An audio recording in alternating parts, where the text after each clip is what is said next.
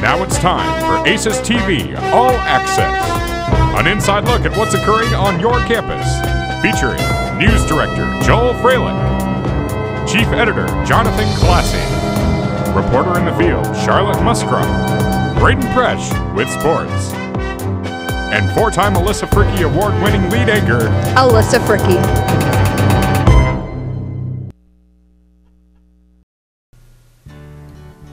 Hello, and welcome to the March edition of AcesTV All Access, the University of Evansville student home for news and entertainment. Now, March brings with it a much-needed spring break, and with the semester in full swing, most students are quite busy, but a select group of students have given their time to take the health care of others into their own hands. Field reporter Charlotte Muscroft with the story.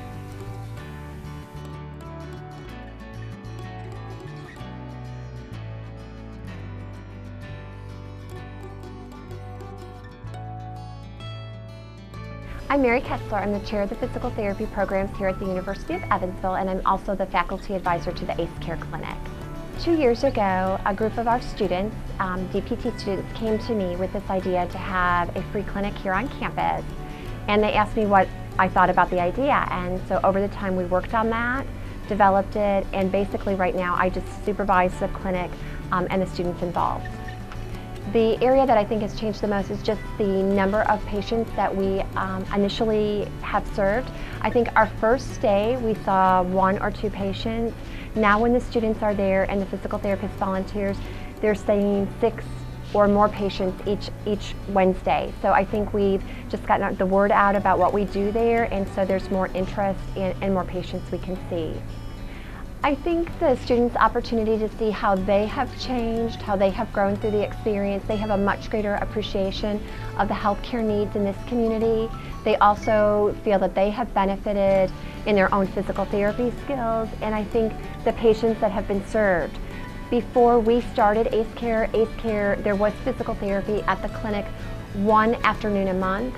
We're now there every week, and so the number of patients that really have been served has been tremendous. I think just for something that was really student-driven, it's been probably one of the most exciting projects that I, as a faculty member here for 20 years, has been involved in, because it really was the students really pushing for this along the way. We've had great support from the university, the administration, trustees in continuing it. But to see students say, we want to make a difference in our community and the quality of life of others, and we're going to do it outside of normal class time and take on something additional, has been really awesome. This is Charlotte Muscroft here on behalf of AcesTV All Access. In the present day, there's a lot of attention about the healthcare system, but here at the University of Evansville, some of the students have taken it into their own hands. Thank you guys for being here today. Thank you. Can you introduce yourselves and tell a little bit about your role here at the clinic? Yeah, I'm Natalie Fischel, and I'm the clinic coordinator currently with AceCare. And I'm Callie Westrick, and I'm the outcomes coordinator. And can you tell me a little bit about AceCare? We were first open last January, and that was our first time we were open, but the planning's been going on for a couple of years. Currently we're running a pro bono clinic right here in Evansville for people who are underserved and uninsured and can't afford physical therapy normally, and we provide free services for them. What kind of services do you provide? It's a wide variety.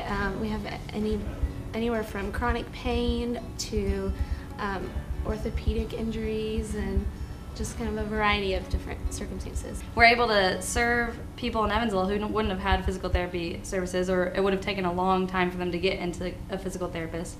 And the students also have a really cool professional development experience where we get to work with patients before we actually go out into clinicals and everything like that.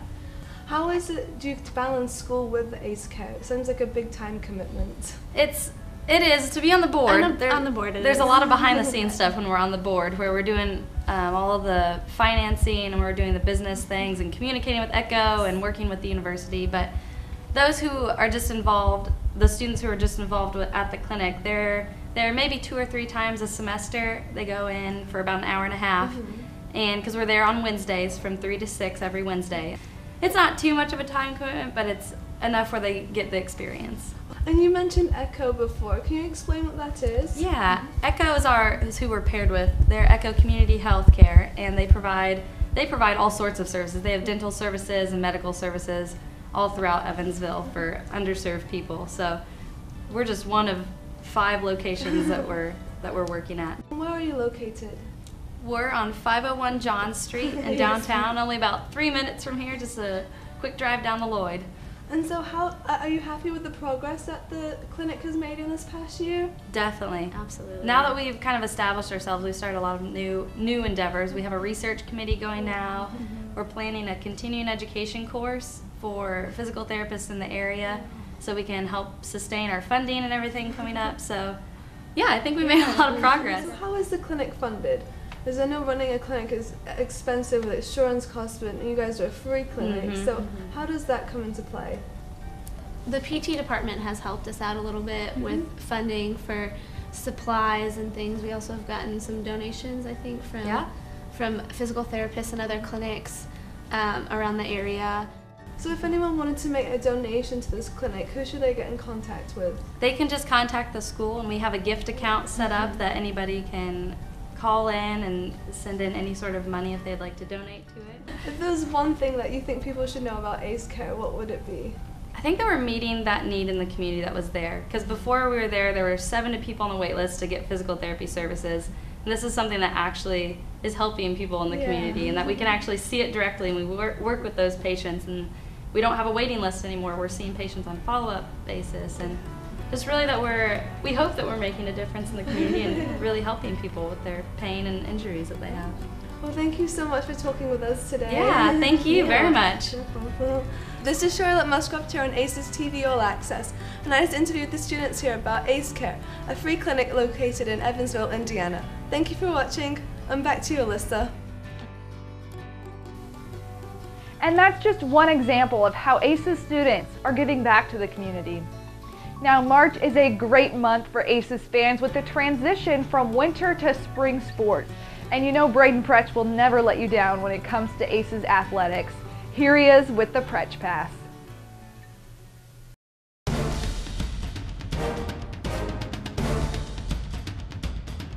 Thanks, Alyssa.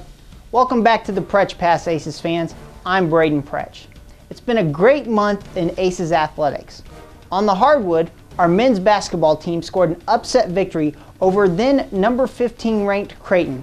And a couple days later, our women's basketball team also beat Creighton in the Future Purple Aces fast break game in front of 3,000 screaming kids. In the pool, our women's team went to the Missouri Valley Conference meet and placed very well. Freshman Michelle Tipton won her events in the 100 and 200 freestyle, as well as helping to set 4 school records. She was named to first team All-Missouri Valley Conference. Congrats, Michelle. Also, women's coach Ricky Perkins was named the NVC Coach of the Year. Congrats, Coach Perkins. Great work. We also want to give a shout out here to our women's tennis team, who started off the season 4-0. Great work, ladies. Now, as we head into March, a month normally associated with March Madness and basketball, we're going to turn our attention to the baseball diamond, specifically senior pitcher Zach Taylor. A little over a year ago, Zach was hit by a line drive as he was pitching in a game at Memphis. A few years ago, a comebacker like this could have ended Zach's career. But now, thanks to hard rehabilitation, Zach is back and better than ever for the UE baseball team. I sat down with Zach to talk about what he remembers from that fateful day and how he's used that to come back and prepare himself for this season. As a warning, we show some graphic footage of Zach being hit by the line drive during this segment. Please be advised of this footage coming up. Zach, it's been a little over a year ago since you were hit by a line drive. You were on the mound pitching at Memphis. First off, just take us back. What do you remember from that? Honestly, I don't remember a whole lot. I remember giving up a bunch of hits, and then the one actually coming back and hit me. I guess everything kind of went black. I felt like I was reaching towards our third baseman, but I mean, it's really cool because I watched it on YouTube, so I kind of got to see what I did. And I kind of just roll around on the ground. So I see. Now, I mean, it's such a close distance. We're out here on the field right now. The NCAA in the past couple of years has been changing the composite structure of the bats, trying to reduce that off-the-bat speed of the ball coming back towards the playing field. Personally, having been hit by a line drive, I mean, how do you feel about the steps the NCAA is trying to take to improve safety for the players? From what I get from the bat program is that they're reducing the sweet spot on the bat, which is, you know, it's like this instead of old bats. It was a little bit further. He probably hit it in the sweet spot off the head. I mean, people said it got back to me in less than a second, which is kind of crazy. Yeah. Basically, the only thing I could say about safety-wise is it's definitely a good thing that they're reducing the sweet spot as far as for safety measures. Now, I know everybody wants to see home runs hit, and you know, I think there still were quite a few home runs hit last year, but not near the extent that there were 2 years ago. So it's kind of a give and take. You know, which do you want to prefer, safety, or do you want to be entertained? Yeah. Now, the most incredible part of this story is, like I said, just a year after this, you're back on the mound pitching.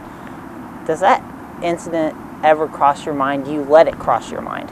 You know, it's a really funny story. I pitched this summer in summer ball down in Wilmington, North Carolina, and the first out that I recorded, no, not the first batter I was scared, and I was throwing the ball everywhere. But then I walked him on 4 straight pitches, but the first out that I actually recorded was a comeback, like, ground ball to me. So it's kind of like one of those things, you know, it's kind of ironic that the ball comes right back to you as far as getting back on the mound. And as far as thinking about it, I mean, I've only been hit once in my entire career, and it's kind of bad luck, but then again, it's also one of the things where it only happens every so often. Yeah. I was very lucky. The Colorado Rockies pitcher got hit in the same spot. You know, he broke bones in his neck. There's a couple other kids that got hit last year, were put in comas. So I was very lucky to walk away and actually walk off the field. Now, getting back to playing, you guys are just getting your season started up now. You guys lost a lot of your position players from your team last year. You're really trying to find some runs in this lineup. Do you think that's going to be the most important part for Evansville baseball this year? I think Evansville baseball is all about being able to play defense, being able to pitch it, and being able to score. You know, the amount of runs needed. I think last weekend, you know, we struggled the first game.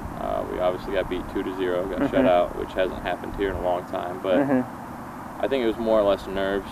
You know, people not stepping up in the right situations. But we're gonna learn from that. We're a young team, but our pitching staff, obviously, we got Sam Johns, who was our #1 last year, and then we got myself back. Adding on to the already good pitching staff that we had, plus we brought in a couple new freshmen. I think we're going to be really strong defensively and from a pitching standpoint. Now, you talked about it, your guys' pitching staff, so deep this year. Being as part of that, you know, I mean, how do you guys work together to strengthen yourselves as a whole? Because if you have a great pitching staff, it can take you so far. Right. I think the main thing that we do is we always try and push each other. Everybody wants to throw those weekend series, especially they want to throw on that Friday night. So I think by having all of us want that and all of us compete against that, I mean, it may not be plausible for all of us to fill that spot, but we're all going to try and fill that spot. And hopefully by that inner competitiveness, we're going to push each other to get better. And lastly, what are your expectations for yourself this year? If you fast forward a few months from now and you're looking back on the season, what do you want to accomplish this season? I want a chance to pitch my senior year and not have it taken away from me. I think last year that was kind of the whole deal with it, is that I didn't know it was going to end so quickly. And as far as this year goes, I just, you know, it's cliche, I just want to do what helps the team, but I want to pitch, and I want our team to do well, and I want it to all come together at the end and hopefully be competing for an MVC championship. All right, well, I'm sure Coach Carroll will definitely be throwing all your guys' arms out there. Well, thank you so much for your time. I really appreciate it. Thank you. Thanks, buddy. Thanks, Zach, for that great interview. Now, let's check out our top plays of the month.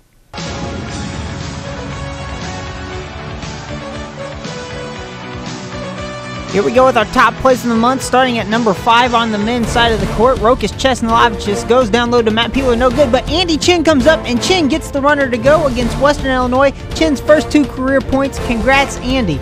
Moving on now to number 4. We're going to stay on the men's side of things. Evansville taking on Creighton. Ryan Salville, a nice dive to Colt Ryan. He goes up to Kenny Harris. Harris with the nice acrobatic layup, gets it to go. Nice play by Kenny.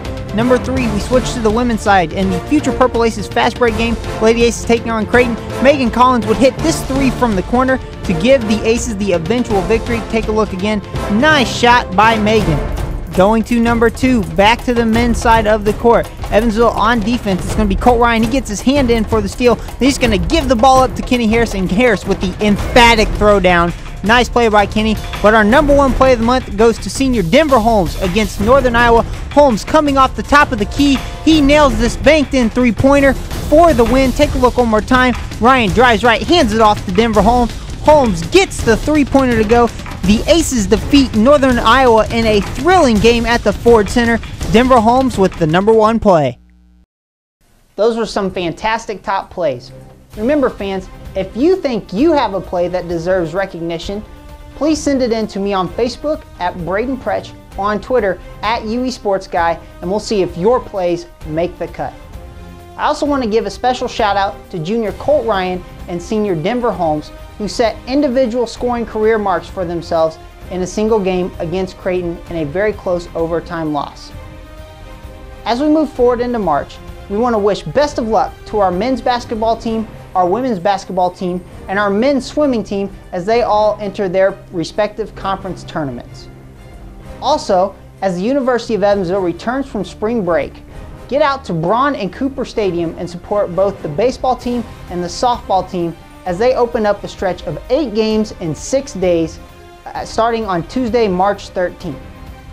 That's it here for the Pretch Pass. Back to you, Alyssa.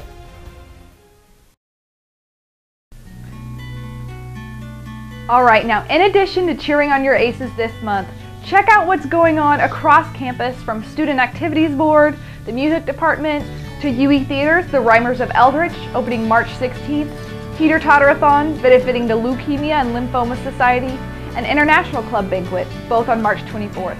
But let's not forget the highlight of the month, spring break. Joel Freilich has what's heard in Ridge, your plans for the big week.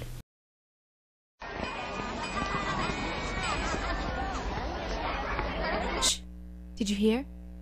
My name is Tyler Vest. I'm a freshman here at UE, and over spring break, I am planning on just staying in town with my parents and hopefully catching up with some friends that are going to be coming back to Evansville from some other campuses.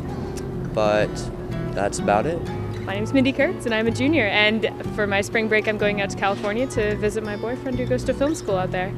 My name is Christina Chartel, and I'm a junior, and I am going home for spring break to Stevens City, Virginia, and I am going to internship interviews, and I might do a day trip to the beach. I'm not sure. Alright, so my name's Ashley Halbert. I'm a junior, and for spring break I'm going to go visit my aunt in Dallas. I'm Tori Fedler, and I'm a senior, and for spring break I'm going to Kansas and then to Chicago. I'm Stephanie Montgomery. I'm a nursing major. I'm a senior, and I'm going backpacking up in Tell City. My name's Tori Apodaca. I'm a senior, and I'm going to the magical world of Harry Potter for spring break. Thanks for watching All Access, and don't forget to check out Aces TV's many broadcasts. We always have something new for you. Now have a safe spring break. With Aces TV All Access, I'm Alyssa Fricky, and I'll see you around campus. Want to be a part of Aces TV All Access? Or have suggestions for our show? Contact us at goacestv@gmail.com, follow us on Twitter at AcesTV, or like us on Facebook.